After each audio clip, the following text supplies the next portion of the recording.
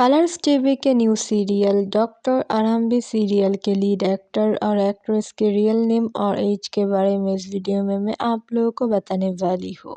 Doctor अरहम्बी serial में जो अरहम्बी का किरदार निभा रही है उनकी रियल नेम है ऐश्वर्या खरे। ऐश्वर्या खरे की डेट ऑफ बर्थ है 17 अप्रैल 1995।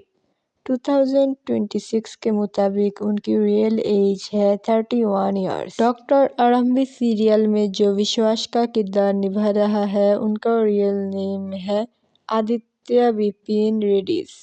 आदित्य रेड्डीज की डेट ऑफ बर्थ है 10 अप्रैल 1984। 2026 के मुताबिक उनकी रियल एज है 42 ईयर्स। डॉक्टर अरहम्बी सीरियल में जो अवंतिका का किरदार निभा रही है उनकी रियल नेम है अंजुम फ़की। अंजुम फ़की की डेट ऑफ बर्थ है 12 सितंबर 1989। 2026 के मुताबिक अंजुम फ़की 37 ईयर्स की है। डॉक्टर अरहम्बी सीरियल के लीड एक्टर और एक्ट्रेस में कौन है आपकी फेवरेट, हमें कमेंट पर बताइए।